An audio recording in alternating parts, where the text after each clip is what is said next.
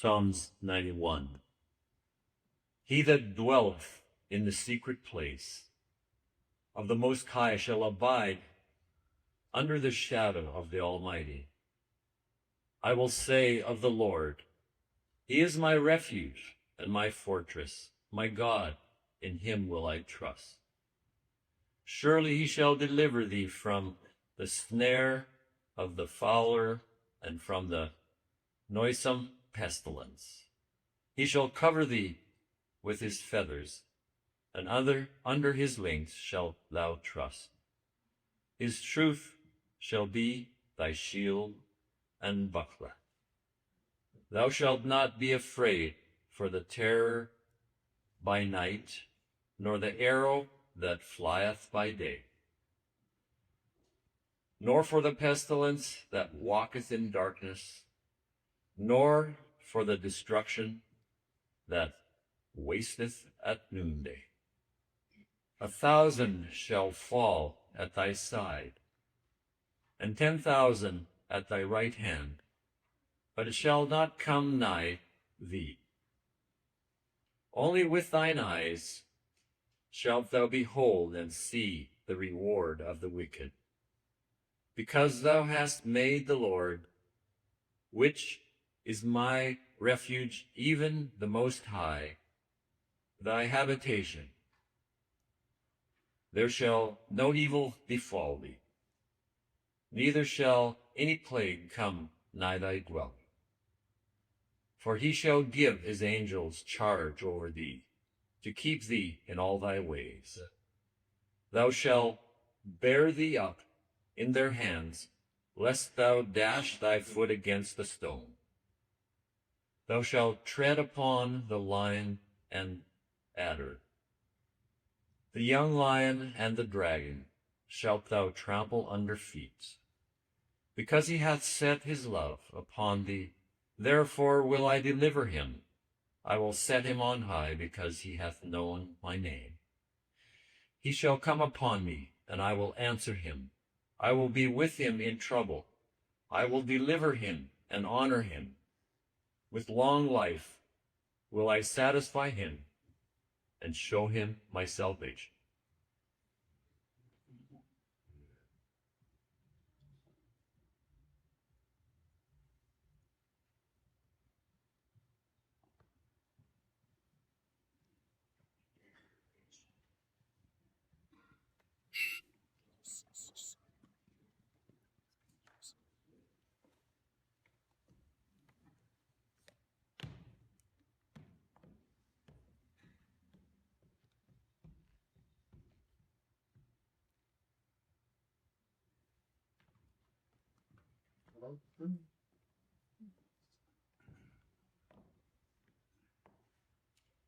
Thank you very much, chosen vessel, for the beautiful music and that basso profundo voice of Lloyd's reading the scripture. Very, very nice. Thank you so very, very much. What a fitting prelude to our service today. Day, star, shine upon us. All of us here today. We're gathered to pay tribute to a mighty soldier in the Lord's army, Dr. Sherman Nagel. One brochure I saw for you labeled you the quintessential centurion. And to the left of Dr. Nagel is his daughter, Betty, as pointed out before, wife of Lloyd Stanky. They're from Langley. Let's just make sure we have a working mic here. We're on the wireless here now, and do a check on this. I gotta mute this one to see if this one's working. Testing one. There we go. Perfect. All right. Well, Dr. Nagel, it's really wonderful to have you here, and I'm wondering how it feels for you to be 100 years old. Well, that's a wonderful privilege. I'm grateful for that. I don't know why the Lord wants me to continue at this age, but I'm grateful. My children are very grateful to me, and I'm thankful to be here today. Thank you. Now, I understand that you are going to be making a trip to California, and you will be there on your actual birthday, which is May the 26th, right? And you're going to be there. And I'm wondering, you have a caregiver in the name of Robert Goodhart, and his family belonged to this church. I wonder if Robert would stand. Where are you, Robert? Must be in the room. Oh, you're running the camera there. Yeah, would you just stand so all the folk can see you here today? So Robert goes with you on extended trips and helps you and assists you on your journey.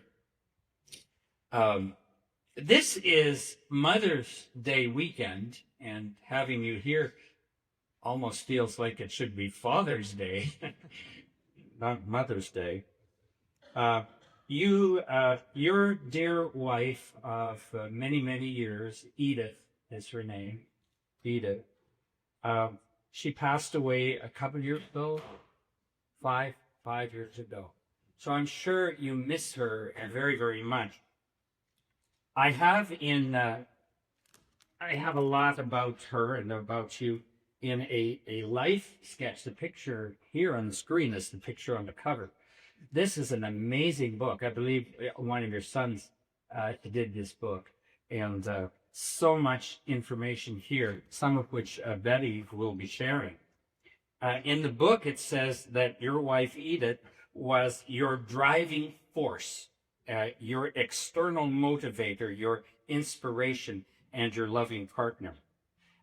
I'd like to have you imagine that she was right here by your side today. And being Mother's Day, I wonder if there is anything sweet that you would like to say to her if she was here today. I met her at one of the largest hospitals in the world. They could occupy 5,000 patients. 5,000? 5,000. But she was a Seventh-day Adventist. And she fell in love with her. And slowly I followed Christianity through her. I wasn't a Christian at the time. I married her, but she was a beautiful Christian. And we were together almost 70 years. Amazing. Now, Betty, what would you have to say about your mother? You know, when I think of what a Christian would be, there isn't a person that I've met that I wouldn't put in that classification. Like, to me, she was what a Christian should be.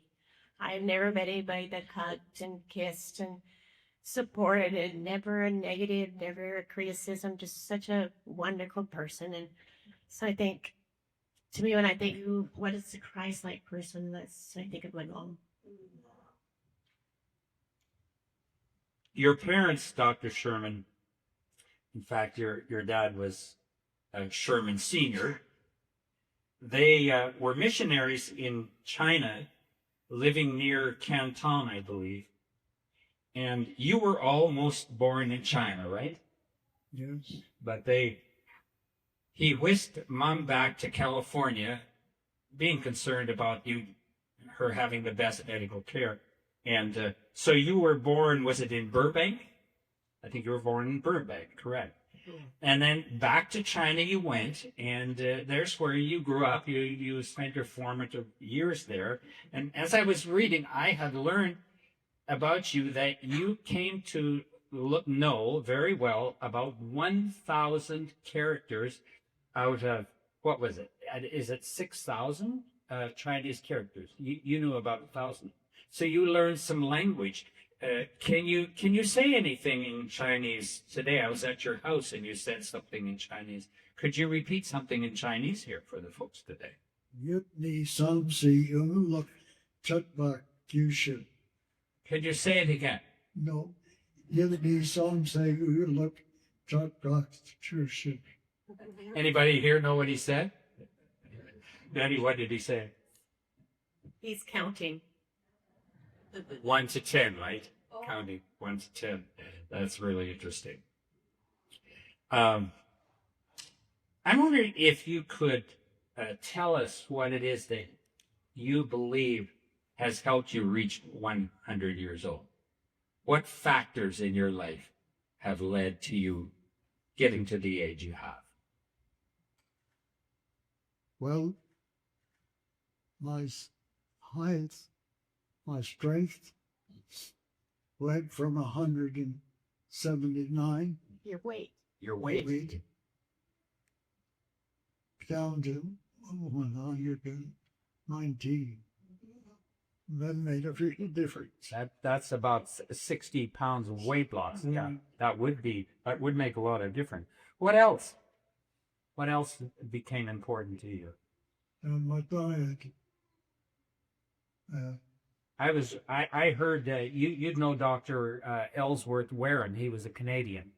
Spent a lot of time in Loma Linda. I heard that he's been working in the operating room in Loma Linda up to about 96 years of age as a consultant. You know him, right? Yes. So you'd consider then your dietary lifestyle. What changed so that in the last 15 years your diet even changed? What did you become? A strict vegan? Strictly plant-based for the last 15 years of your life.